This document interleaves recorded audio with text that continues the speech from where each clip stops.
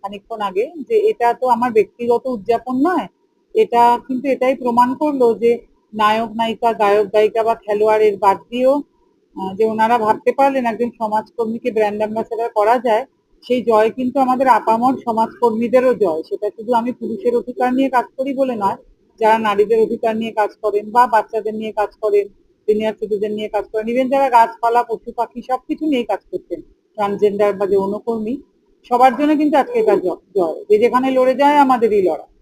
অর্থাৎ সবার কাছে এটা প্রমাণ হলো যে আপনারা কোনোদিনও শুনেছেন হতে পারে। মেন্স রাইট সেজন্য অ্যাক্টিভিস্ট? ওনাদের কাছে আন্তরিকভাবে ইয়েস, কৃতজ্ঞ যে এটা আমাদের ওনারা করে দেখালেন যে সকলের এটাও প্রিয় সম্ভব। নন্দিনী ভট্টাচার্য কিন্তু পুরুষদের জন্য লড়ে। সমাজে পুরুষদের যে কষ্ট, ডেফিনেটলি সেটা যে তো দুঃখ, ওনারা যেরকম ভাবে করবেন যে ওনাদের সঙ্গে ক্ষোভ, থাকতে হবে, যে যে যন্ত্রণা, ওনাদের সেগুলো যা যা নিয়ে ইভেন্ট কিন্তু হবে, উনি ওনাদের লড়েন। যা যা কিছু হবে।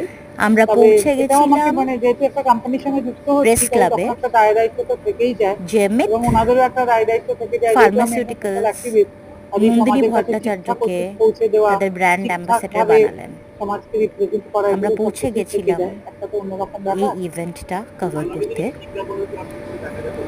এবং এটা তো ওনারা ঠিক আমরা করবেন, ওনাদের বিজ্ঞাপনে ওনারা অনেক আমাকে কিছু রাখবেন, জানতে পারলাম সেটা আমি নন্দিনী বলতে পারি। ভট্টাচার্যর কাছ থেকে, এবং আমরা কিন্তু সমৃদ্ধ হলাম।